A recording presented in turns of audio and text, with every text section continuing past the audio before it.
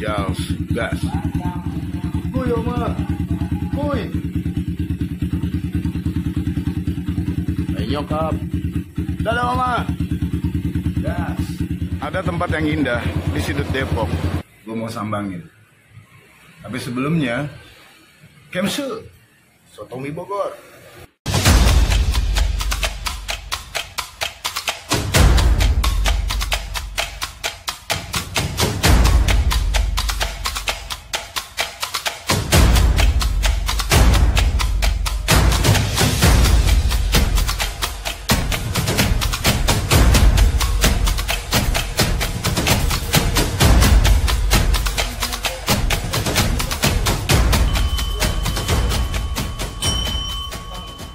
Mendapatkan ini tidak mudah, ya kan, tentunya ada perjuangan, ada. Saya melihat abang maestro internasional. Kita nyambung lagi nggak apa-apa ya? Lagi sih. Sorry tadi file kepenuhan. Gue pakai kacamata biar lebih kelihatan jadul, supaya video kita juga lebih vintage gitu. Dari kacamata lo sebagai seorang seniman besar, mendengar kata YouTube tuh gimana? Apa sih YouTube tuh menurut diri lo, Bang? Gas. Iya. Jadi maaf ya teman-teman nih semua nih pemirsa gitu. Kalau saya sih menganggapnya YouTube itu sebagai tempat sampah gitu ya. Karena begini, dia adalah pembuangan terakhir karya saya gitu. Ketika saya menyimpan, mengarsipkan dan apapun namanya gitu ya. Dan saya pikir itu kurang bijak ketika saya membuat suatu karya, saya berusaha untuk membuat karya itu bagus, tapi saya meletakkannya di tempat sampah itu gitu loh, Mas. Karena satu lagi ya, kalau pekerja seni ini, seniman itu tidak mengaku-ngaku sih biasanya gitu. Jadi ketika saya punya karya, saya mengaku-ngaku gitu, kemudian saya taruh itu di YouTube. Itu saya kira agak sedikit keliru sih, karena seniman itu bukan mengaku-ngaku sih, tapi seniman itu diakui, Bang Mas. Iya. Kalau dari situnya iya, cuma masalahnya, ya Bang, gue juga kan berkarya Bang. Cuman kan gue butuh YouTube. Nah sekarang gue lagi main YouTube nih. Tapi nggak apa-apa ya Bang, gue upload ke YouTube ya. Kalau dari sisi gue, nah, so far selama ini Mahagenta atau lo pribadi main YouTube atau tidak? Punya YouTube ya gitu. Teman-teman yang naikin, tapi Mahagenta tuh nggak pernah punya officialnya Mahagenta sampai detik ini gitu.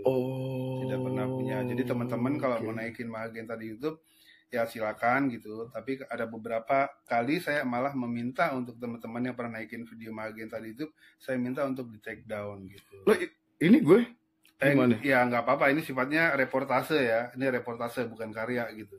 Ngerti kan ya? Ketika ini bukan karya tapi hanya sebuah reportase aja, kita ngobrol gitu. Gitu. Banyak dampak yang kurang bagus kalau menurut saya gitu.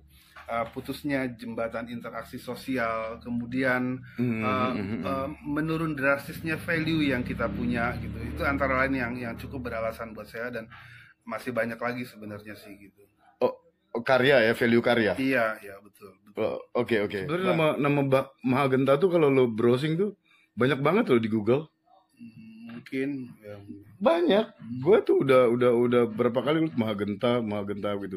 Nah satu Bang yang menarik tadi kan lo tunjukin ini di komputer tadi, ada kawan kita dari Brazil yang juga ternyata mereka ikut nimbrung di sini ya. Iya betul. Ceritain Bang. Iya, itu salah satu dari personil teman-teman luar negeri yang masuk dalam program resident artist gitu.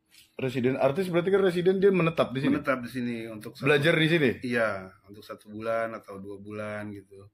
Itu dia perorangan atau dibiayai negara mereka? Itu dari mana? Brazil? Ada yang itu tadi dari Meksiko. Oh, Meksiko. Oke. Yang dari Jepang, kemudian dari Ceko gitu, dari beberapa negara lain. Nanti Februari ada 2 orang cewek dari Finland.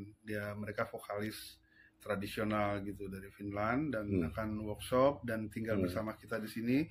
Kita bertukar ilmu pengetahuan gitu tentang musik tradisional yang basicnya world music.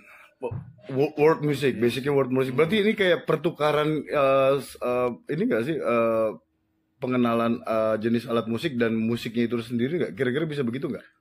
Sebenarnya tepatnya bukan lebih pertukaran ya, karena kalau dibilang pertukaran itu rasanya kurang fair, karena Indonesia itu kan kontennya banyak sekali ya. Sorry, Jadi sebenarnya orang-orang luar negeri itu lebih banyak belajar dan menyerap beberapa ide kreatif kita gitu, kemudian audio sounds yang ada di Indonesia gitu, kepentingan untuk itu. Gitu. Berarti sebetulnya memang bahwa Indonesia tuh musiknya kaya ya? Banget. Musik tradisional, we talk about musik tradisional, dengan alat musik tradisional itu sendiri, dan justru mereka malah tertarik, belajar alat musik kita. Betul. Seriously? Serius.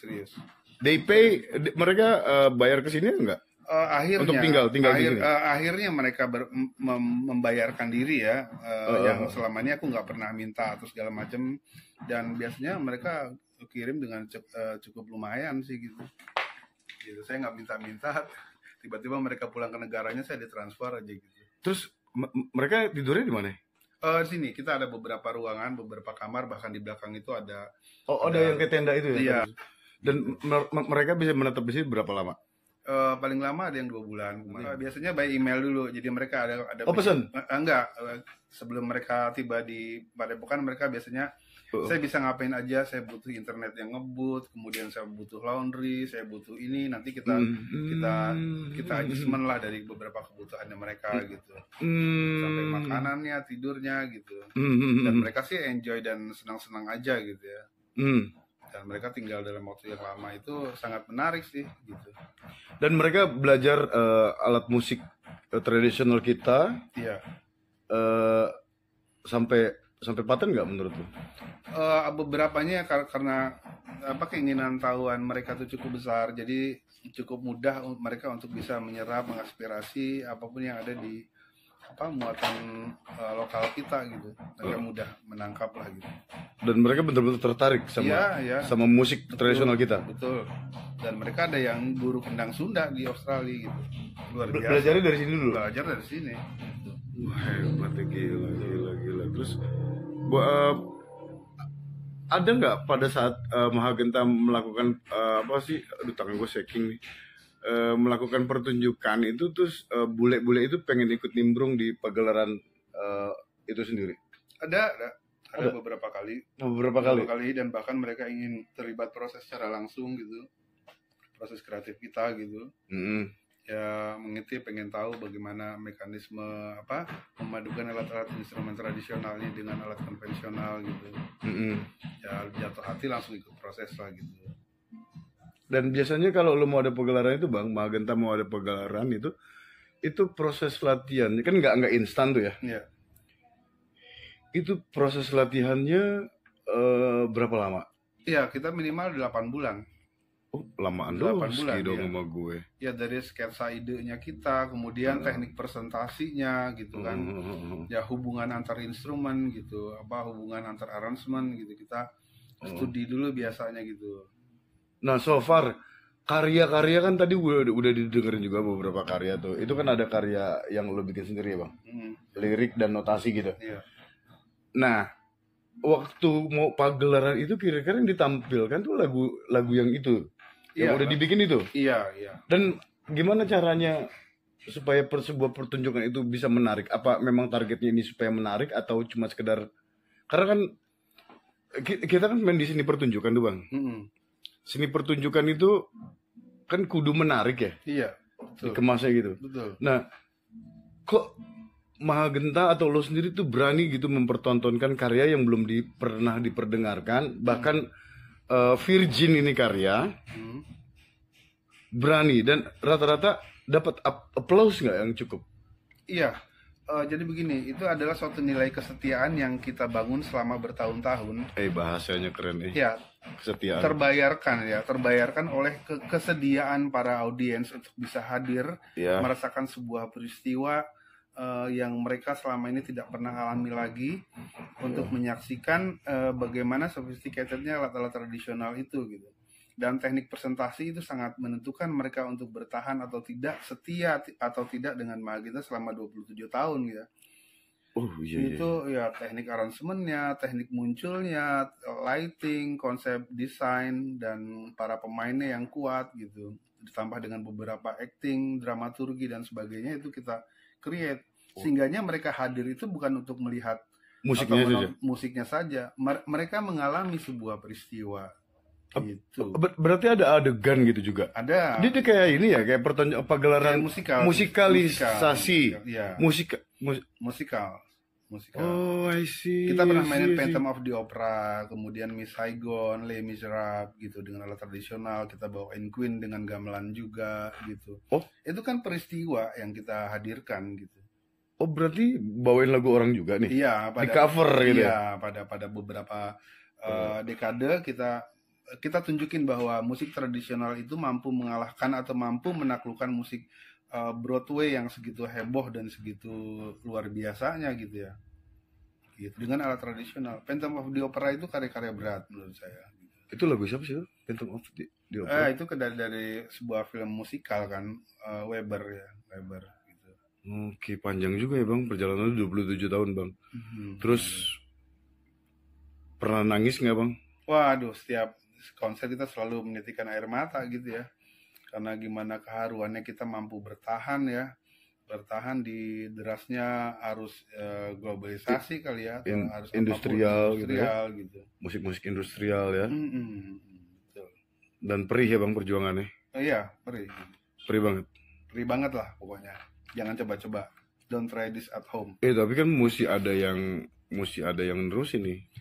Ada yang terusin ya. Mahagenia itu generasinya Mahagenta yang saya minta mereka untuk menggunakan cara berpikir saya, tapi bukan untuk apa yang sedang saya pikirin gitu. Ngerti nggak Bang Gomez? Jadi lo gunain dong cara berpikir gue, tapi jangan apa yang sedang gue pikirin gitu. Kayak seseorang gitu memutuskan bahwa karya itu selesai atau tidak kan bukan persoalan mudah gitu. Nah, baca pikirannya gitu loh. Ketika saya mendengar karya misalnya Jo Satriani, bukan musiknya yang saya dengar, tapi cara berpikirnya yang saya coba pelajarin gitu. Atau siapapun ya gitu ya. Oh, belum terlalu paham. Oh, gimana ulang. Gini, jadi waktu seorang komponis itu membuat sebuah karya, katakanlah Ryuichi Sakamoto gitu dari Jepang, dia membuat sebuah karya tango gitu judulnya. Nah, jangan karyanya yang kita dengar, tapi coba juga kita membaca pikirannya ketika dia memutuskan lagu itu. Ya. Memutuskan lagu itu untuk di-create, diciptakan minute by minute-nya, bar demi barnya. Terus kapan dia putuskan bahwa karya itu selesai gitu. Misalnya saya mengarang sebuah lagu A gitu kan. Kapan itu saya putuskan bahwa karya itu selesai gitu. Karya terakhir saya ada satu lagu berjudul Cinta Yang Pulang, itu selesai selama 26 tahun. Nanti kita dengar ya. Tapi nggak ada di YouTube. Lagu itu baru selesai 26 tahun. Apa judulnya? Cinta Yang Pulang. Menarik judulnya. Romantis ya. Ya, saya minta mungkin kalau jodoh Bang Marcel nanti saya minta bantu untuk duet dengan penyanyi kita Nina. Marcel Siahaan. Ya. Dia seniman juga tuh ya. Saya minta dia untuk duet lagu itu karena lagu itu merupakan karya trilogi Mahagenta juga lah.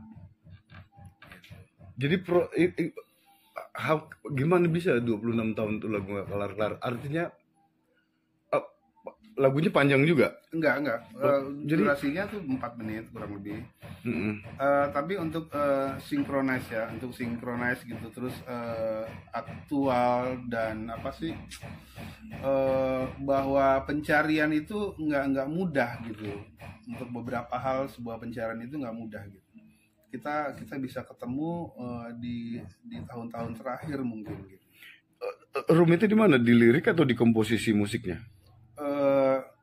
Ya semuanya sih, semua aspek yang mendukung bahwa karya itu tidak cukup komposisi saja, tidak cukup lirik saja, tidak cukup aransemen saja gitu. Dia butuh kesesuaian gitu, butuh kesesuaian antara satu dan yang lainnya gitu. Jadi sehingganya karya lagu ini bisa didengar orang berdasarkan sebuah pemikiran, Bang Gomez. Pernah nggak Bang Gomez ngerasain bahwa ini ada lagu baru, tapi kayaknya dari hasil sebuah jam session gitu. Kemudian pada sisi yang lain, oh ini lagu dari hasil sebuah pemikiran gitu. Iya, Gitu. iya. Oh ini lagu dari hasil sebuah gagasan nih gitu. Waduh. Nah itu Waduh. sangat apa sih? Sangat menarik untuk kita bisa dalamin lagi gitu. Gue sekarang agak mulai paham deh cara lu berpikir. Tadi kita bicara soal sahabat kita yang kita nggak bisa sebutin ya namanya Bang sebenarnya. Eh, jadi kalau lo tuh kayak lebih ngelihat latar belakang ya, gitu nggak sih? Harusnya kira-kira. Iya kurang lebih gitu, form follow function.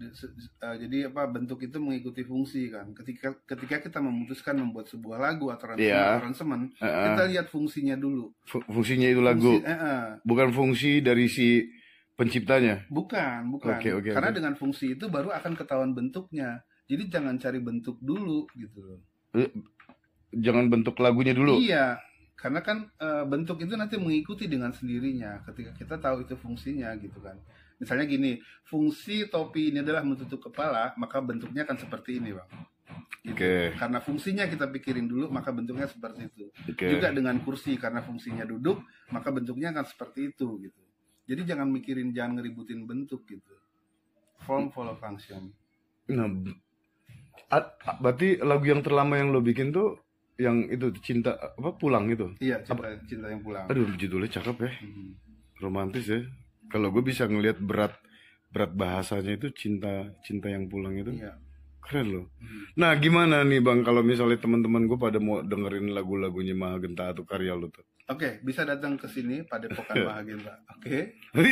Karena media sosial kita sesungguhnya adalah tempat ini. Teras, ruang tamu, lobi, tempat antrian, toilet, tempat parkir. Media sosial kita bukan Facebook, bukan WhatsApp. Oke, teman-teman. Bukan YouTube. Bukan itu. Tempat sampah itu YouTube. Media sosial kita adalah ruang tamu, teras dan sebagainya. Oke. School. Gitu. School. Seandainya gue punya pemikiran yang pemikiran yang ini, sebetulnya gue cukup idealis juga Bang. Cukup sebetulnya gitu. Cuman gue kadang-kadang juga begini loh, gue bikin vlog ini kan gue juga bingung deh. Sebenarnya diri gue tuh menarik gak sih gitu, hidup gue tuh menarik gak sih buat orang gitu kan. Gue juga kadang berpikir kayak gitu. Tapi gue yakin betul, gue punya kepercayaan begini nih Bang. Kalau untuk pribadi gue, kita dilahirkan Tuhan tuh untuk jadi seseorang. Tak ada manusia, tak ada sesuatu pun yang diciptakan Tuhan tuh dalam keadaan sia-sia. Ya kan? Nah, implementasi buat gue sekarang begini karena gue juga terjun ke dunia entertainment dan gue seneng banget ngobrol, gue seneng ngocol. Sebenarnya gue orang komedi nih Bang sebetulnya. Nah, gue gini, singkatnya gue punya prinsip dalam hidup tuh manusia adalah marketing bagi dirinya masing-masing. Iya, betul. Betul ya? Betul. Bahwa manusia itu adalah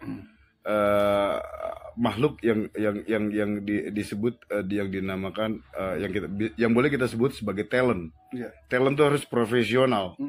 Jadi apapun itu lu mau jadi pembantu, dia talent, buat kerjanya harus profesional. Kira-kira begitu. Jadi manusia itu adalah marketing bagi dirinya masing-masing.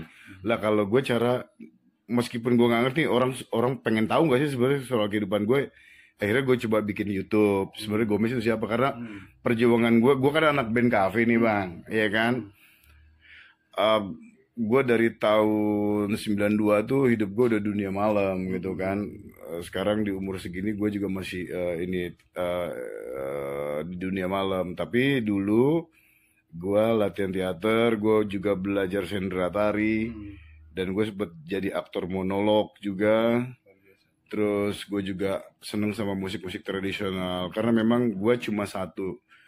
Indonesia nih kalau kita ulik tuh, gue kan seneng, gue juga bikin vlog traveling, ya kan. Jadi Indonesia itu kalau mau dikulik tuh ya, itu cantik. Yeah. Cantik itu ada lantaran manusia yang ada di sekitarnya itu punya prinsip yang kuat. Bali bisa bertahan karena dia cantik. Karena manusia yang ada di Bali itu juga punya prinsip yang kuat. Nah, gue rasa Mahagenta adalah bagian daripada sekelompok kecil, maaf ya gue sebut ya Bang, padepokan sanggar kesenian yang mempunyai prinsip yang kuat. Gue harap itu yang menjadi pondasi-pondasi Indonesia. Pondasi nih, bukan tiang nih bang. Tiang tanpa pondasi rubuh juga. Gue rasa Mahagenta itu adalah pondasi seni tradisional yang Indonesia miliki. Makanya wajar, gue punya video tadi gue sempet iniin bahwa ada di situ sebuah apa sih namanya itu tuh bang yang nempel-nempel di tembok tuh apa? Memorabilia. Poster-poster ya? Iya. Ada poster yang present Indonesia membawa kepada dunia lalu mempersembahkan Mahagenta. That's cool bos. Membawa nama Indonesia melalui musik-musik tradisional. Terus banyak alat musik yang juga gue gak kenal. But thanks anyway my friend, my brother, Abang Uyung. Makasih udah dikasih kesempatan untuk bisa wawancara yang sangat tidak terduga ini. Tapi gue percaya bang, tak ada yang kebetulan kata Tuhan. Semua sudah diatur. Setuju ya? Kalau nggak gitu, Oke. Karena udah mau diwawancara, gue bersedia untuk mensiropraktik lo, mengkertak-kertak. Boleh ya? Boleh. Ah, gue minta satu pesan deh. Buat anak-anak muda yang mau belajar soal kesenian apapun itu, musik itu, kira-kira minta masukan dari lo. Iya. Aku coba mau ngeralat dikit tadi ya. Memang manusia itu menjadi marketing bagi dirinya sendiri. Oh, oke, gue diralat gas. Tapi jangan salah bahwa ada marketing yang lebih luar biasa. Siapa itu? Allah Subhanahu Wa Taala yang di atas. La haula wala quwata Ya, illa itu billah. pertama. Terus pesan buat generasi muda nih. Karya musik kalian itu kalau ada musik tradisional ya pasti keren banget. Gak percaya? Coba buktiin. Dan kita harus berani ya bang. Iya gitu loh. Dan mendapat tempat di hati masyarakat pasti. Karena musik tradisional itu adalah jati diri. Iya, dan bisa memberi aura tersendiri ya. Iya sih. Ada suara suling atau apa gitu, satu gitu. Iya Aduh, luar biasa deh pokoknya. Itu ya. Gitu. Oke lah. Sekali lagi, gue bisa dapat kesempatan bicara dengan manusia hebat ini adalah anugerah. Gue hormat, respect. Gue punya rindu ternyata sama nama Mahagenta karena udah 10 tahunan lebih gue pernah dengar nama Mahagenta karena gue orang kesenian juga. Mahagenta, cuman gue agak-agak malu dulu. Ternyata di 2022 ini gue memiliki kesempatan bahkan ketemu langsung sama the man. Ya, Bang. Okay. Makasih Bang. I love you full. Gas. Assalamualaikum warahmatullahi wabarakatuh. Gas.